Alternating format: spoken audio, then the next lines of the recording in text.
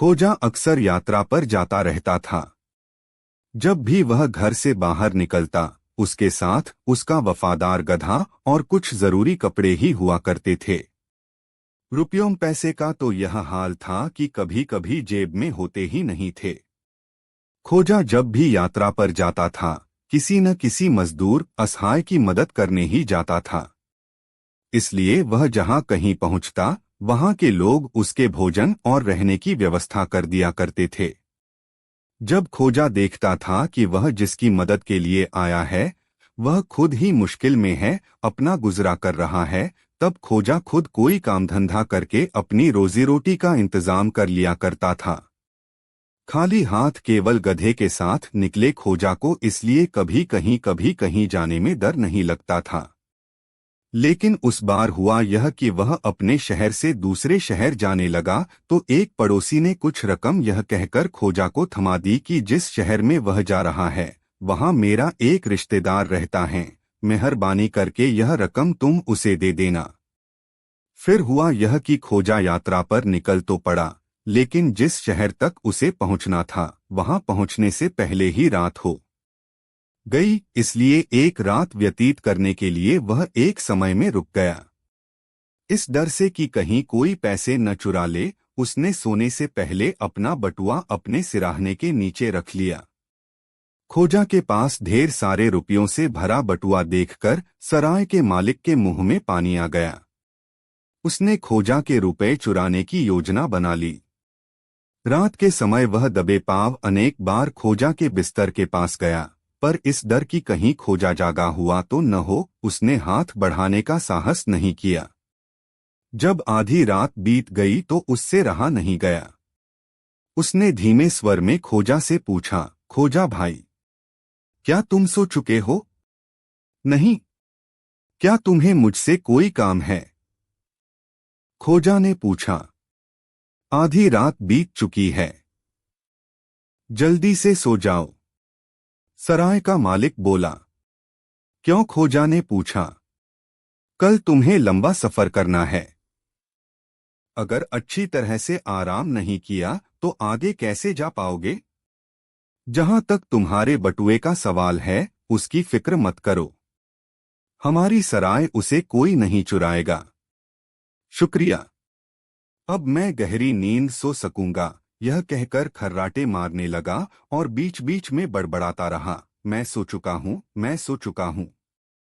सराय के मालिक का कहना है कि उसकी सराय में मेरा बटुआ कोई नहीं चुराएगा। कहानी 2। एक दिन मुल्ला नसीरुद्दीन को बादशाह के दरबार में बुलाया गया। बादशाह ने मुल्ला की समझदारी और चतुराई के कई किस्से सुने थे, लेकिन वह खुद मुल्ला की बुद्धिमत्ता को परखना चाहता था। इसलिए उसने दरबारियों के सामने मुल्ला से कुछ ऐसे सवाल पूछने का विचार किया जिनका जवाब देना कठिन हो। जब मुल्ला दरबार में पहुंचे तो बादशाह ने उनसे पहला सवाल पूछा, मुल्ला, यह बताओ, इस दुनिया में सबसे बड़ा सत्य क्या है? मुल्ला नसीरुद्दीन ने बिना किसी देरी के जवाब दिया, जहां पनाह, इस दुनिया में सबसे बड़ा सत्य यह है कि एक दिन सभी को मरना है। कोई भी व्यक्ति अमर नहीं है। बादशाह ने सोचा कि यह तो सही जवाब है, लेकिन उसने अगला सवाल और भी कठिन बना दिया। वह बोला, अच्छा, यह बताओ, इस दुनिया में सबसे झूठी बात क्या है? मुल्ला ने मुस्कराते हुए जवाब दिया, जहां पनाह, इस दुनिया में सबसे झूठी बात यह है कि लोग खुद को अमर समझते हैं और सोचते हैं कि वे कभी नहीं मरेंगे। वे अपने अहंकार में रहते हैं और मृत्यु को भूल जाते हैं।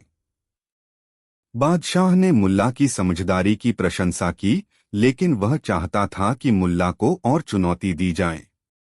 इसलिए उसने एक आखिरी सवाल पूछा, अच्छा मुल्ला, यह बताओ कि मेरे सिर पर कितने बाल हैं? अब यह सवाल सुनते ही सभी दरबारी हंसने लगे, क्योंकि यह सवाल मजाकिया और लगभग असंभव था। लेकिन मुल्ला ने बिना घबराए जवाब दिया, जहां पनाह, मेरे पास इसका सटीक उत्तर है, लेकिन इससे पहले कि मैं आपको बताऊं, आपको एक शर्त माननी होगी। बादशाह ने उत्सुकता से पूछा, कौन सी शर्त? मुल्ला ने कहा, आपको मुझे एक दिन का समय और एक बढ़िया तराजू देना होगा ताकि मैं आपके सिर के सारे बालों को गिन सकूं। लेकिन इसके लिए मैं आपके दरबार के सबसे समझदार दरबारियों को भी साथ लूंगा ताकि वे इस गिनती की सच्चाई की गवाही दे सकें। यह सुनते ही पूरा दरबार ठहाकों से गूंज उठा। बादशाह भी हंसने लगा और मुल्ला की हाजिर जवाबी और चतुराई की तारीफ की। उसने मुल्ला से कहा, मुल्ला, तुम वाकई बहुत समझदार हो। मैंने तुम्हें परखने की कोशिश की, लेकिन तुम हर बार अपनी बुद्धिमत्ता से मुझे मात दे गए। इस प्रकार मुल्ला नसीरुद्दीन ने अपनी बुद्धिमत्ता और हाजिर जवाबी से बादशाह और दरबारियों को प्रभावित किया। यही वह गुण था जिसकी वजह से मुल्ला नसीरुद्दीन की कहानियां आज भी लोगों को हंसाने और सिखाने में सक्षम हैं। कहानी 3। जब से खोजा काजी बना, उसकी अदालत में इंसाफ की गुहार लगाने वालों का तांता लगा रहने लगा। जिन गरीब लोगों के मुकदमे किसी और काजी के इलाके में आते थे, वे भी यह सोचने लगे कि काश उनका मुकदमा भी खोजा की अदालत में आ जाता। कई लोग यह दुआ करने लगे कि एक बार और बादशाह को सद्बुद्धि आ जाए।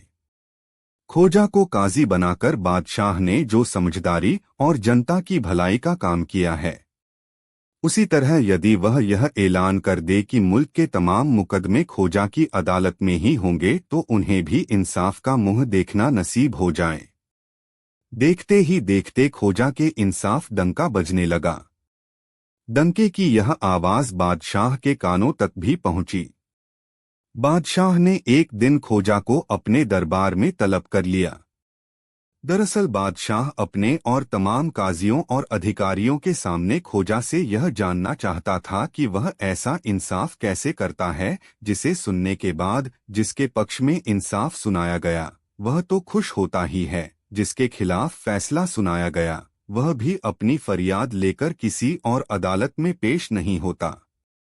बादशाह चाहता था कि खोजा के इंसाफ का तरीका अन्य काजी भी अपनाएं, जिससे आवाम में बादशाह की और भी वाहवाह हो। खोजा के पहुंचने पर बादशाह बोला, खोजा, हमने सुना है कि तुम्हारे पास काम का बहुत अधिक बोझ है। हम तुम्हारा बोझ कुछ काम करना चाहते हैं। तुम इन दूसरे काजियों को अपना इंसाफ करने का तरीका बताओ ताकि ये भी उस पर अमल कर सके। इससे एक तरफ तुम्हारा काम का बोझ कुछ काम होगा, दूसरी तरफ प्रजा जल्दी से जल्दी और भी खुशहाल हो जाएगी। बादशाह की नेक बातें सुनकर खोजा बोला, जहांपना, जहां तक मेरे इंसाफ करने के तरीके की बात है, मैं दूध का दूध और पानी का पानी करता हूं। इंसाफ की गद्दी पर बैठने के बाद मैं ये जानना गवारा नहीं करता कि कौन अमीर है और कौन गरीब, कौन मेरा है और कौन पराया, किसकी जेब में क्या है और किसकी पहुंच कहां तक है। अब रहा सवाल प्रजा को खुशहाल करने का, तो उसका तरीका तो बहुत आसान है। बस जरूरत है नेक नीयत की। अगर आप वह तमाम अनाज और पैसा जिसे आपके हुक्म से प्रजा से वसूल किया गया है, जिसमें से कुछ आपके खजाने तक पहुंचा है और कुछ आपके मुलाजिमों के तहखाने में जमा है जिनसे वसूला गया है, उन मजलूमों को लौटा दें तो आपकी रियासत मेरे जैसे काजियों के इंसाफ के बिना ही खुशहाल हो जाएगी। कहानी 4। एक बार की बात है, मुल्ला नसीरुद्दीन को एक राजा ने अपने दरबार में बुलाया। मुल्ला की बुद्धिमानी की कहानियां पूरे राज्य में मशहूर थीं और राजा भी उनके ज्ञान की परीक्षा लेना चाहता था। जब मुल्ला दरबार में पहुंचे तो राजा ने उनका स्वागत किया और फिर उनसे एक सवाल पूछा। राजा ने कहा, मुल्ला, मुझे बताओ कि इस दुनिया में सबसे महत्वपूर्ण चीज क्या है। मुल्ला नसीरुद्दीन ने बिना देर किए जवाब दिया, महाराज, सबसे महत्वपूर्ण चीज समय है। राजा को यह जवाब बहुत साधारण सा लगा, इसलिए उसने दूसरा सवाल किया, लेकिन मुल्ला, क्या समय से भी महत्वपूर्ण कोई चीज नहीं है। मुल्ला ने मुस्कुराते हुए कहा, समय से भी महत्वपूर्ण एक चीज है और वह है सही समय पर सही निर्णय लेना। राजा अब भी पूरी तरह से संतुष्ट नहीं था, इसलिए उसने फिर पूछा, और अगर कोई सही निर्णय नहीं ले सके तो? इस बार मुल्ला ने कुछ देर सोचा और फिर बोले, महाराज, यदि कोई सही निर्णय नहीं ले सके तो सबसे महत्वपूर्ण चीज है अपने गलती से सीखना और समय रहते उसे सुधारना। राजा मुल्ला की बुद्धिमानी से बहुत प्रभावित हुआ और समझ गया कि मुल्ला ने एक साधारण सवाल के जवाब में कितनी गहरी बात कह दी थी। समय, सही निर्णय और गलती से सीखना, ये तीनों बातें जीवन को सही दिशा में ले जाने में सबसे महत्वपूर्ण होती हैं। राजा ने मुल्ला को धन्यवाद दिया और कहा, तुम्हारी बातें हमेशा मुझे कुछ नया सिखाती हैं, मुल्ला। मुल्ला नसीरुद्दीन ने विनम्रता से सिर झुकाया और कहा, महाराज, ज्ञान वही है जो आपको हर समय कुछ सिखाता रहे, चाहे वह सही समय पर लिया गया निर्णय हो या गलतियों से मिली शिक्षा। कहानी 5। एक बार मुल्ला नसीरुद्दीन एक गांव में गए। वहां उन्होंने सुना कि गांव के सभी लोग बहुत परेशान हैं। किसी ने कहा, मुल्ला, हमारी फसलें खराब हो गई हैं और अब हमें खाने के लिए कुछ नहीं है। मुल्ला ने सोचा कि इस समस्या का हल निकालना चाहिए। उन्होंने गांव के सभी लोगों को इकट्ठा किया और कहा, अगर तुम सब मिलकर मेहनत करोगे तो हम एक अच्छी फसल उगाने में सफल होंगे। लेकिन पहले हमें कुछ पैसे इकट्ठा करने होंगे ताकि हम बीज खरीद सकें। गांव वालों ने मुल्ला की बात मान ली और पैसे इकट्ठा करना शुरू किया। जब पर्याप्त पैसे हो गए तो मुल्ला ने बीज खरीदे और सबको बताया कि अब हमें मिलकर खेतों में काम करना है। एक दिन जब सब लोग खेत में काम कर रहे थे, मुल्ला नसीरुद्दीन ने एक चालाकी की। उन्होंने कहा, मैं खुदा के पास जा रहा हूं और उनसे कहूंगा कि हमारी फसल अच्छी हो। सब लोग आश्चर्यचकित हो गए, लेकिन उन्होंने मुल्ला की बात को गंभीरता से लिया। मुल्ला ने गांव के बाहर एक पेड़ के नीचे जाकर प्रार्थना की, हे खुदा, अगर तुम चाहोगे तो हमारी फसल अच्छी होगी। फिर उन्होंने खुदा से एक शर्त रखी, अगर हमारी फसल अच्छी होती है तो तुम मेरे सबसे अच्छे दोस्त बन जाओगे। फिर वह गांव लौट आए और सबको बताया कि खुदा ने उन्हें आश्वासन दिया है। लोग खुश हो गए और काम में जुट गए। कुछ समय बाद उनकी मेहनत रंग लाई और फसल लहलहाने लगी। गांव वालों ने देखा कि उनकी मेहनत सफल हुई। सब लोग खुश थे और उन्होंने मुल्ला को धन्यवाद दिया। इस बीच मुल्ला ने गांव वालों से कहा, देखो, यह सब खुदा की कृपा है। अब हम खुदा के बंदे हैं और हमें उनकी कृतज्ञता व्यक्त करनी चाहिए। गांव वाले अब खुदा के प्रति आभार व्यक्त कर रहे थे। लेकिन एक दिन एक गांव वाला पूछा, मुल्ला, तुमने खुदा से क्या कहा था? मुल्ला ने मुस्कुराते हुए कहा, मैंने खुदा से कहा था कि अगर हमारी फसल अच्छी होती है तो तुम मेरे सबसे अच्छे दोस्त बन जाओगे। अब आप सब मेरे दोस्त हैं और खुदा भी हमारे साथ है। गांव वाले हंस पड़े और समझ गए कि मुल्ला की चतुराई ने उनकी मदद की। इस प्रकार मुल्ला नसीरुद्दीन ने न केवल गांव वालों की फसल उगाने में मदद की, बल्कि उन्हें एक महत्वपूर्ण सबक भी सिखाया, मेहनत और विश्वास के साथ कोई भी समस्या हल की जा सकती है। इस कहानी से यह स्पष्ट होता है कि नसीरुद्दीन की बुद्धिमानी और समझदारी ने न केवल उनकी स्थिति को सुधारा, बल्कि गांव के लोगों को भी प्रेरित किया। कहानी 6। एक बार की बात है, मुल्ला नसीरुद्दीन अपने गांव में घूमते हुए एक बाजार में पहुंचे। वहां एक चोर अपने गिरे हुए सामान को इधर-उधर तलाश रहा था। मुल्ला ने उसे देखकर सोचा कि यह एक मजेदार घटना हो सकती है। चोर ने मुल्ला से कहा, मुल्ला, क्या आपने मेरे सामान को कहीं देखा है? मैंने कुछ कीमती चीजें चुराई थीं और अब वो गुम हो गई हैं। मुल्ला ने मुस्कुराते हुए कहा, तुम्हारे लिए तो यह एक अच्छी बात है कि तुमने उन्हें चुराया, लेकिन अब उन्हें खोने पर इतनी चिंता क्यों कर रहे हो? चोर ने कहा, मुझे उन्हें वापस चाहिए। अगर मैं उन्हें नहीं पाता तो मैं परेशान हो जाऊंगा। मुल्ला ने कहा, अगर तुम चुराई गई चीजें वापस नहीं पा सकते तो तुम क्या करोगे? चोर ने कहा, मैं फिर से चोरी करूंगा। मुल्ला ने हंसते हुए कहा, तो तुम अपनी चोरियों के लिए फिर से तैयारी कर रहे हो? यह तो सही नहीं है। तुम्हें अपने कर्मों का फल भुगतना पड़ेगा। इस पर चोर ने कहा, पर मुल्ला, चोरी करने में तो मुझे मजा आता है। मुल्ला ने गंभीर होकर कहा, अच्छा, तो यह तुमने चुराई की चीजों का मजा है। लेकिन सोचो, क्या तुम दूसरों की खुशी चुराकर खुद को खुश कर सकते हो? तुम्हें यह समझना चाहिए कि सच्ची खुशी उसी में है जब तुम मेहनत करके कुछ हासिल करो। चोर कुछ देर सोचता रहा और फिर बोला, आप सही कह रहे हैं मुल्ला। शायद मुझे अपनी जिंदगी को सुधारने की कोशिश करनी चाहिए। मुल्ला ने चोर को सलाह दी कि वह मेहनत करे और ईमानदारी से अपने जीवन में आगे बढ़े। चोर ने मुल्ला का आभार माना और यह ठान लिया कि वह अब चोरी नहीं करेगा। इस घटना के बाद चोर ने मेहनत कर एक नया जीवन शुरू किया और मुल्ला नसीरुद्दीन की शिक्षाओं को हमेशा याद रखा। कहानी 7। एक बार की बात है, मुल्ला नसीरुद्दीन एक गांव में रहते थे जो अपनी बुद्धिमानी के लिए मशहूर था। गांव के लोग अक्सर उनसे सलाह लेने आते थे। एक दिन गांव के राजा ने मुल्ला को अपने दरबार में बुलाया। राजा ने उनसे कहा, मुल्ला, मैं चाहता हूं कि तुम मुझे अपनी सबसे बड़ी ज्ञान की कहानी सुनाओ। मुल्ला ने मुस्कुराते हुए कहा, यहाँ कोई साधारण कहानी नहीं है, यह एक अनमोल अनुभव है। राजा ने ध्यान से सुना और मुल्ला ने अपनी कहानी शुरू की। कई साल पहले मैं एक यात्रा पर निकला था। रास्ते में मुझे एक गांव मिला जहां लोग बहुत ही दुखी और परेशान थे। मैंने उनसे पूछा कि उनके दुख का कारण क्या है।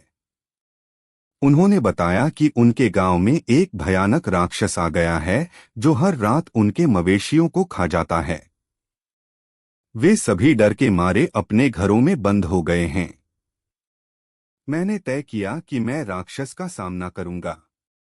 मैंने रात के समय एक पेड़ के नीचे छिपने का निर्णय लिया। जब राक्षस आया तो वह बहुत बड़ा और भयानक था। उसने दहाड़ते हुए कहा, कौन है जो मुझसे लड़ने आया है? मैंने उसे जवाब दिया, मैं मुल्ला नसीरुद्दीन हूँ और मैं तुम्हारे साथ लड़ने आया हूँ। राक्षस ने मुझसे हंसते हुए कहा, तुम मुझसे कैसे लड़ोगे? तुम तो एक साधारण इंसान हो। मैंने कहा, हाँ, मैं साधारण हूँ, लेकिन मेरे पास एक अनमोल चीज है, विवेक। मैंने राक्षस से कहा, तुम अगर मुझसे डरते हो तो मुझे अपना असली रूप दिखाओ। राक्षस ने मुझे डराने की कोशिश की, लेकिन मैंने उससे कहा, अगर तुम सच में राक्षस हो तो तुम मुझे खा सकते हो, लेकिन अगर तुम सिर्फ एक डरावना आदमी हो तो तुम ऐसा नहीं कर पाओगे।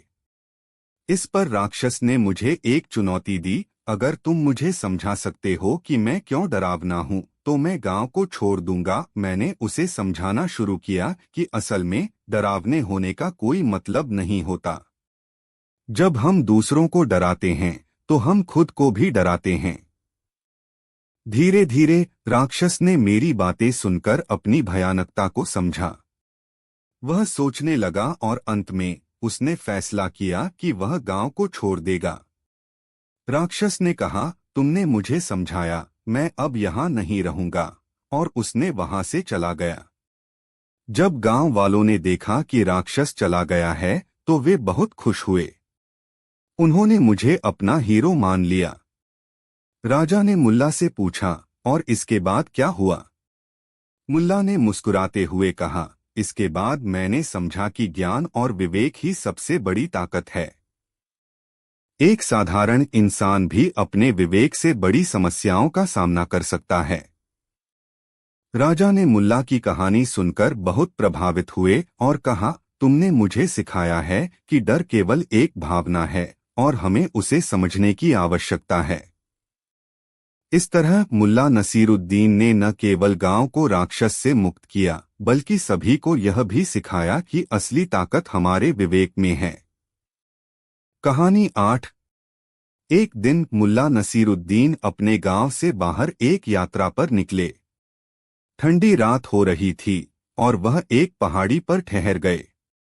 उनकी चादर बहुत पुरानी और फटी हुई थी, लेकिन उनके लिए वह बहुत कीमती थी।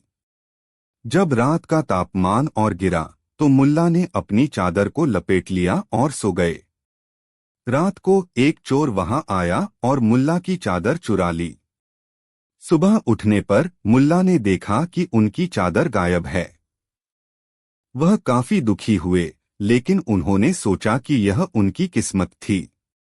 कुछ दिन बाद मुल्ला बाजार में गए और उन्होंने देखा कि चोर उनकी चादर पहनकर घूम रहा है। मुल्ला ने सोचा, अब मैं इस चोर से अपनी चादर वापस ले सकता हूँ। वह चोर के पास गए और बड़े आश्चर्य से बोले, अरे भाई, आप तो बहुत खुशनसीब हैं। मुझे यकीन है कि आपने मेरी चादर पर बहुत मेहनत की होगी। चोर ने कहा, हाँ, मुझे यह चादर बहुत पसंद आई। मुल्ला ने मुस्कुराते हुए कहा, आपने इसे अपने लिए बहुत अच्छे से पहन लिया है। लेकिन एक बात बताइए, क्या आपको यह नहीं लगता कि यह चादर अब आप पर थोड़ी तंग हो रही है? चोर ने सोचा और कहा, नहीं, यह तो बिल्कुल ठीक है। मुल्ला ने फिर कहा, अच्छा, चलिए एक खेल खेलते हैं। आप चादर को उतारिए और मैं इसे आपको एक बार फिर से सही करने का प्रयास करूंगा। चोर ने पहले तो मना किया, लेकिन मुल्ला की बातों में कुछ ऐसा था कि उसने चादर उतार दी। जैसे ही चोर ने चादर उतारी, मुल्ला ने उसे जल्दी से पकड़ लिया और चादर लेकर भाग गए। जब वह गांव लौटे तो उन्होंने सबको अपनी कहानी सुनाई। सब लोग हंस पड़े और मुल्ला की चतुराई की तारीफ की। इस कहानी से यह संदेश मिलता है कि कभी कभी चतुराई और बुद्धिमानी से समस्या का समाधान किया जा सकता है, चाहे स्थिति कितनी भी कठिन क्यों न हो। यह कहानी न केवल हास्य से भरी है, बल्कि यह हमें सिखाती है कि चतुराई और समझदारी से हम मुश्किल हालात का सामना कर सकते हैं। कहानी 9। एक दिन मुल्ला नसीरुद्दीन ने सोचा कि उन्हें अपनी बुद्धिमानी और ज्ञान का एक बड़ा सबक देना चाहिए। उन्होंने अपने गांव के लोगों को एकत्रित किया और कहा, मैं आज आपको एक ऐसी कहानी सुनाऊंगा जो आपको सच्चाई और न्याय का महत्व सिखाएगी। गांव के सभी लोग उत्सुकता से इकट्ठा हो गए। मुल्ला ने एक पेड़ के नीचे बैठकर कहानी शुरू की। एक समय की बात है, एक गांव में एक बहुत अमीर व्यक्ति रहता था। उसके पास हर चीज थी, लेकिन वह बहुत लालची था। वह हमेशा दूसरों की चीजों को हथियाने की कोशिश करता था। एक दिन उसने गांव के एक गरीब किसान से उसका खेत छीनने की योजना बनाई। किसान ने मेहनत से खेत तैयार किया था और फसल उगाई थी। लेकिन अमीर आदमी ने कहा, यह खेत अब मेरा है, तुम यहां से भाग जाओ। गरीब किसान ने जवाब दिया, लेकिन यह मेरा खेत है, मैंने इसे मेहनत से उगाया है। अमीर आदमी ने हंसते हुए कहा, मेरे पास पैसे और ताकत है, मैं जो चाहूं कर सकता हूं। किसान ने सोचा और फिर मुल्ला नसीरुद्दीन के पास गया। उसने मुल्ला को सब कुछ बताया।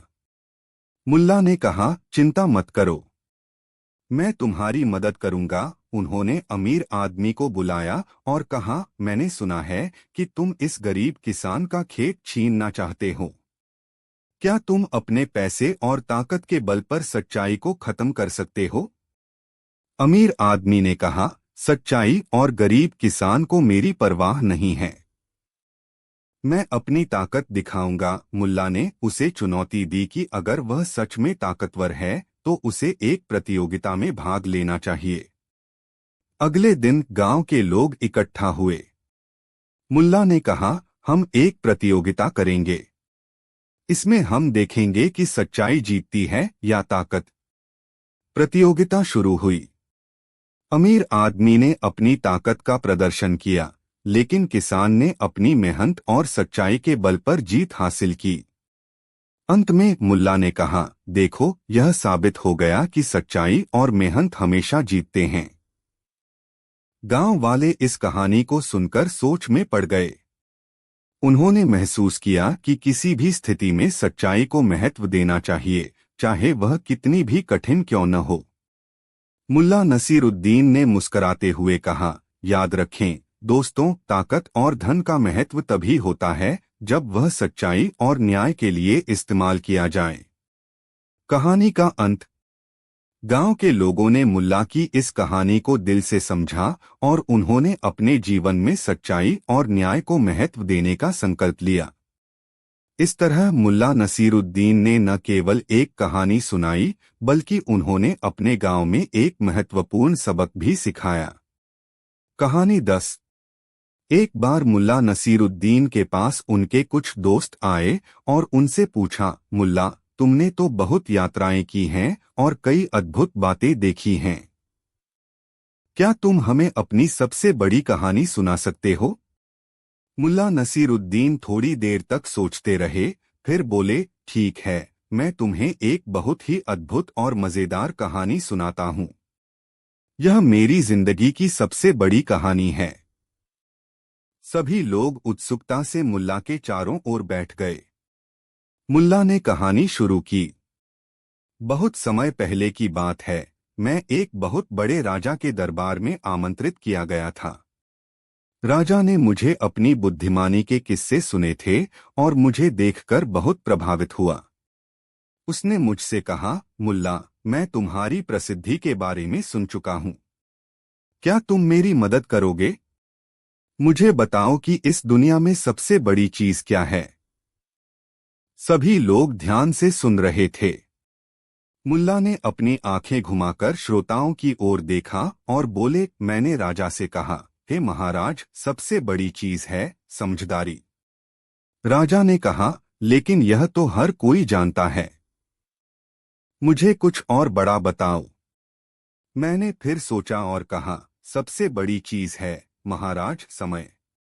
समय से बड़ा कुछ नहीं। एक बार जो समय चला जाता है वह वापस नहीं आता। राजा ने सिर हिलाया और कहा, यह भी सही है, लेकिन कुछ और बताओ। फिर मैंने सोचा और कहा, महाराज, सबसे बड़ी चीज है धैर्य। बिना धैर्य के कोई भी सफलता हासिल नहीं कर सकता। सभी लोग बड़ी उत्सुकता से मुल्ला की बातें सुन रहे थे। फिर मुल्ला ने एक गहरी सांस ली और बोले, लेकिन राजा फिर भी संतुष्ट नहीं हुआ। उसने मुझसे कहा, नहीं, मुझे इससे भी बड़ी चीज बताओ। तब मैंने कुछ देर सोचा और मुस्कुराते हुए कहा, महाराज, सबसे बड़ी चीज है आपकी भूख और जिज्ञासा। जब तक आपके अंदर सवाल पूछने की भूख है, तब तक आपके लिए यह दुनिया बड़ी बनी रहेगी। लेकिन जिस दिन आपकी जिज्ञासा खत्म हो जाएगी, उस दिन सब कुछ छोटा हो जाएगा। राजा ने यह सुनकर गहरी सांस ली और कहा, मुल्ला, तुमने सही कहा। असल में सवाल ही वह सबसे बड़ी चीज है जो हमें सोचने और सीखने के लिए प्रेरित करती है। मुल्ला ने अपनी कहानी समाप्त की और उनके दोस्तों ने तालियां बजाईं। उन्होंने कहा, मुल्ला, तुमने सच में हमें सबसे बड़ी कहानी सुनाई जो हमारी जिंदगी की सबसे बड़ी सच्चाई भी है। कहानी 11। एक दिन मुल्ला नसीरुद्दीन अपने गांव में घूम रहे थे जब अचानक उन्होंने सुना कि एक अमीर व्यापारी ने गांव में एक हाथी लाया है। हाथी को देखने के लिए गांव के लोग बहुत उत्सुक थे।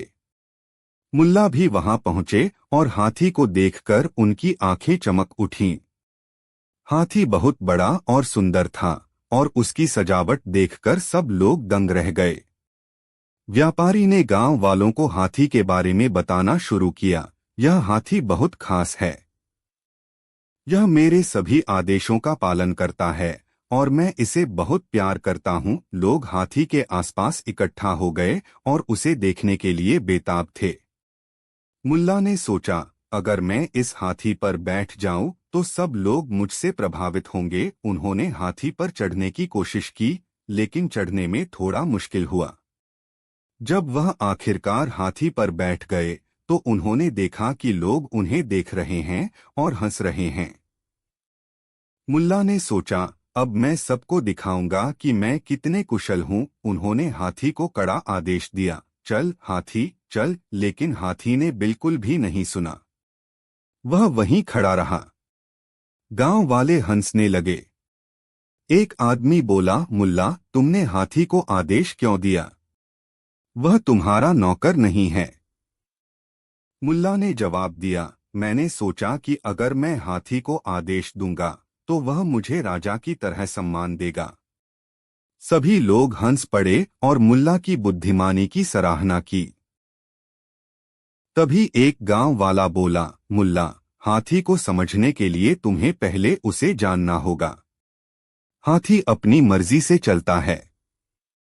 मुल्ला ने यह सुनकर सिर हिलाया और सोचा, शायद मैं सोच रहा था कि मैं उसे आदेश देकर उसे नियंत्रित कर सकता हूँ। इस घटना के बाद मुल्ला ने यह सीखा कि किसी भी जीव को समझने और उसकी प्रकृति का सम्मान करने से ही हमें सच्ची सफलता मिलती है। सीख। इस कहानी से यह सीख मिलती है कि हमें हर जीव की विशेषताओं और स्वभाव का सम्मान करना चाहिए। हमें यह नहीं भूलना चाहिए कि दूसरों को नियंत्रित करने की बजाय हमें समझना और संवाद करना चाहिए। मुल्ला नसीरुद्दीन की यह कहानी उनके हास्य और गहरी समझ को दर्शाती है और यह हमें जीवन में सरलता और सहानुभूति का महत्व सिखाती है। कहानी 12। एक बार की बात है, मुल्ला नसीरुद्दीन अपने गांव में घूम रहे थे। एक दिन जब वह अपने दोस्तों के साथ बैठे थे, उन्होंने सुना कि गांव के पास एक बहुत बड़ा संतरे का पेड़ है जो भरपूर फल दे रहा है। सब लोग उसकी मिठास और सुगंध की तारीफ कर रहे थे। मुल्ला ने सोचा कि उन्हें उस पेड़ के संतरे जरूर चखने चाहिए। उन्होंने अपने दोस्तों के साथ मिलकर पेड़ के पास जाने का निश्चय किया। जब वे वहां पहुंचे तो देखा कि पेड़ के नीचे बहुत से लोग संतरे तोड़ने की कोशिश कर रहे थे, लेकिन सभी असफल हो रहे थे। पेड़ बहुत ऊंचा था और उसके फल पहुंच पाना मुश्किल था। मुल्ला ने सोचा कि वह अपनी बुद्धिमानी से इस समस्या का समाधान निकाल सकते हैं। उन्होंने एक योजना बनाई। वह बोले, हम एक बड़ा सा जाल बुनेंगे और जब संतरे गिरेंगे तब हम उन्हें पकड़ लेंगे। सब दोस्तों ने उनकी बात मानी और जाल बुनने लगे। जब जाल तैयार हो गया तो मुल्ला ने अपने दोस्तों को बताया कि उन्हें एक व्यक्ति को पेड़ के पास रखना होगा जो संतरे को गिराने का काम करेगा। सभी ने सोचा कि यह एक अच्छा विचार है, लेकिन सवाल यह था कि वह व्यक्ति कौन होगा। मुल्ला ने कहा, मैं खुद यह काम करूंगा, और वह पेड़ के नीचे खड़े हो गए। उन्होंने अपनी पूरी ताकत लगाई और संतरे को गिराने के लिए पेड़ की शाखाओं पर चढ़ने लगे। लेकिन जैसे ही वह ऊपर पहुंचे, वह खुद संतरे को तोड़ने की बजाय संतरे से लटकने लगे। सभी दोस्तों ने यह देखा और हंस पड़े। मुल्ला नसीरुद्दीन ने अपनी ओर से कुछ नहीं किया और धीरे धीरे नीचे गिरने लगे। तभी एक संतरा गिरा और जाल में समा गया। मुल्ला ने सोचा, कम से कम एक संतरा तो मिला, और सभी ने खुशी मनाई। लेकिन तभी एक व्यक्ति ने कहा, मुल्ला तुमने तो खुद को पेड़ पर लटका लिया, लेकिन संतरे का मजा तुम नहीं ले पा रहे। मुल्ला ने मुस्कुराते हुए कहा, दोस्तों कभी कभी हमें खुद को मुश्किल में डालना पड़ता है ताकि दूसरों को खुशी दे सकें। और आज मैं संतरे के लिए पेड़ पर लटका हूँ, लेकिन मुझे यह भी पता है कि असली संतरा वह है जो हम सभी ने मिलकर पकड़ा है। इस तरह मुल्ला नसीरुद्दीन ने अपने दोस्तों को यह सिखाया कि कभी कभी सच्ची खुशी दूसरों को खुश देखने में होती है और असली संतरे का मजा बांटने में है। और इस घटना के बाद से गांव के लोग मुल्ला की बुद्धिमानी और हास्य को याद करते रहे। कहानी 13। एक बार की बात है, मुल्ला नसीरुद्दीन अपने दोस्तों के साथ एक पेड़ की छांव में बैठे थे और गपशप कर रहे थे। बातों बातों में उनके दोस्त उनसे पूछने लगे, मुल्ला, तुम हमेशा हमें ज्ञान की बातें बताते रहते हो, लेकिन हमें एक बात बताओ, क्या तुमने कभी स्वर्ग को देखा है? मुल्ला नसीरुद्दीन ने थोड़ी देर सोचा, फिर बोले, हाँ, मैंने स्वर्ग देखा है और मैं तुम्हें बता सकता हूँ कि स्वर्ग कैसा है। यह सुनकर सभी दोस्त चौंक गए। वे सभी मुल्ला के चारों ओर घेर कर बैठ गए और उत्सुकता से पूछने लगे, बताओ, स्वर्ग कैसा है?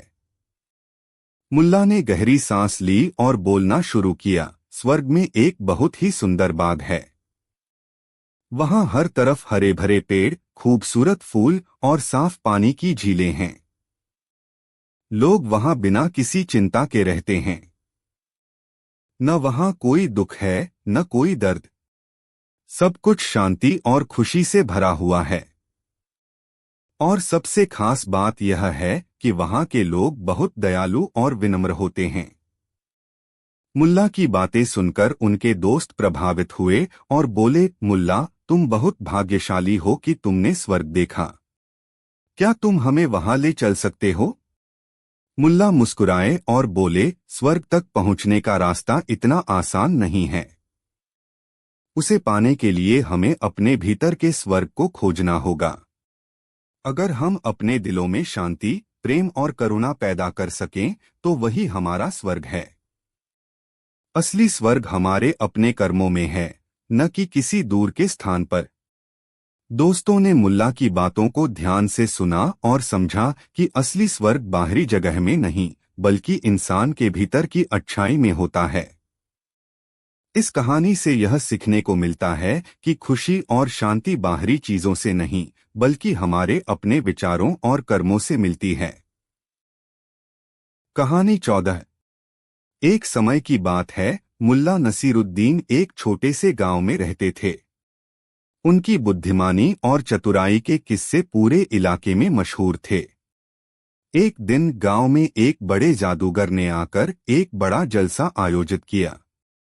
उसने दावा किया कि उसके पास जादू से सब कुछ करने की शक्ति है और उसने गांव वालों को एक चुनौती दी, अगर कोई भी मुझसे मेरा जादू साबित करवा सके तो मैं उसे सोने की एक बड़ी थैली दूंगा। गांव वाले बड़े उत्सुक हुए और जादूगर को देखने के लिए इकट्ठा हो गए।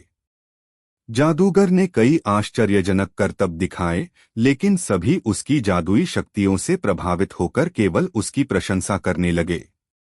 मुल्ला नसीरुद्दीन वहां पर भी थे, लेकिन वह सोच रहे थे कि क्या यह सब सच है या सिर्फ दिखावा।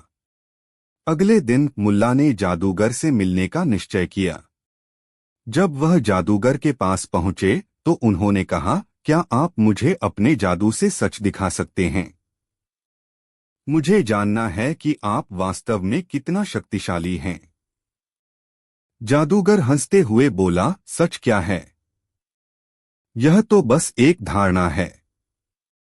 मैं तुम्हें दिखा सकता हूं कि तुम क्या देखना चाहते हो। मुल्ला ने कहा, मुझे यह जानना है कि आप किस प्रकार का जादू करते हैं। क्या आप इसे साबित कर सकते हैं? जादूगर ने अपनी कला का प्रदर्शन करना शुरू किया। उसने हवा में कुछ शब्द फेंके और एक बड़ा बाघ प्रकट किया। सभी लोग डर गए और भागने लगे, लेकिन मुल्ला वहीं खड़े रहे। उसने जादूगर से कहा, अगर यह सच है तो मुझे भी दिखाइए। जादूगर ने उसे और भी डराने की कोशिश की, लेकिन मुल्ला ने शांति से कहा, जादू का असली मतलब सिर्फ डराना नहीं होता। अगर आप सच में शक्तिशाली हैं तो यह बाघ आपको नहीं खा सकता। जादूगर चौंका और सोचा कि अगर मुल्ला सच में साहसी है तो उसे दिखाना होगा कि वह सच में जादू कर सकता है। उसने बाघ को वापस बुलाया और फिर एक चमत्कार किया। लेकिन मुल्ला ने कहा, सच्चाई यह है कि यह सब एक दिखावा है। असली जादू तो इंसान के भीतर होता है और यह समझने की शक्ति से आता है। गांव वालों ने यह सब देखा और मुल्ला की बातों पर विचार करने लगे। धीरे धीरे उन्होंने जादूगर की शक्ति को नकारना शुरू कर दिया। जादूगर को अपनी प्रतिष्ठा खोते हुए देखकर बुरा लगा और उसने वहां से जाने का फैसला किया। उस दिन से गांव वाले समझ गए कि असली जादू किसी और में नहीं बल्कि खुद में होता है, अपने विश्वास, अपने ज्ञान और अपने साहस में। मुल्ला नसीरुद्दीन ने साबित कर दिया कि सबसे बड़ी शक्ति सच को पहचानने और उसे समझने में होती है। इस तरह मुल्ला नसीरुद्दीन की बुद्धिमानी ने न केवल गांव वालों को एक महत्वपूर्ण सबक सिखाया बल्कि जादूगर को भी अपने असली स्वरूप का एहसास कराया। गांव में अब केवल सच्चाई का जादू चलता था। कहानी 15। एक समय की बात है, एक गांव में मुल्ला नसीरुद्दीन अपने चतुराई और हंसी मजाक के लिए मशहूर थे। एक दिन गांव के राजा ने मुल्ला को बुलाया। राजा ने कहा, मुल्ला, तुम हमेशा मजाक करते हो, मुझे तुम्हारी बुद्धिमानी की परीक्षा लेनी है। राजा ने कहा, मैं तुम्हें एक कठिन सवाल पूछूंगा। यदि तुम सही जवाब दे सको तो मैं तुम्हें इनाम दूंगा। अगर तुम गलत जवाब दोगे तो तुम्हें दंड मिलेगा। मुल्ला ने मुस्कुराते हुए कहा, सही है महाराज, मैं तैयार हूं। राजा ने पूछा, बताओ, धरती के सबसे बड़े चीज क्या है? मुल्ला ने कुछ देर सोचने के बाद कहा, महाराज, आपके सवाल का उत्तर देना आसान नहीं है, लेकिन मैं एक बात कह सकता हूं, धरती के सबसे बड़े चीज हैं आपके आदेश। राजा ने थोड़ा चौंकते हुए कहा, कैसे? मुल्ला ने कहा, क्योंकि जब आप कुछ आदेश देते हैं तो सभी लोग तुरंत उसका पालन करते हैं। यह आपकी शक्ति है। राजा ने हंसते हुए कहा, बिल्कुल सही। लेकिन अब मैं तुमसे एक और सवाल पूछता हूं, धरती के सबसे छोटे चीज क्या है? मुल्ला ने तुरंत उत्तर दिया, महाराज, आपके आदेश के सामने सभी लोग छोटे हो जाते हैं। राजा हंस पड़े और बोले, तुम सच में चतुर हो मुल्ला, तुमने मुझे सही जवाब दिया, मैं तुम्हें इनाम देता हूं। इस पर मुल्ला ने मुस्कुराते हुए कहा, महाराज, मुझे इनाम की आवश्यकता नहीं है, मुझे तो बस आपकी मुस्कान चाहिए। इस कहानी से यह सीखने को मिलता है कि कभी कभी चतुराई और समझदारी से हम कठिन परिस्थितियों का सामना कर सकते हैं और सच्ची बुद्धिमानी सरलता में होती है। मुल्ला नसीरुद्दीन की यह कहानी हमें यह भी सिखाती है कि हमें अपने शब्दों और कार्यों में संतुलन बनाए रखना चाहिए, चाहे स्थिति कितनी भी कठिन क्यों न हो।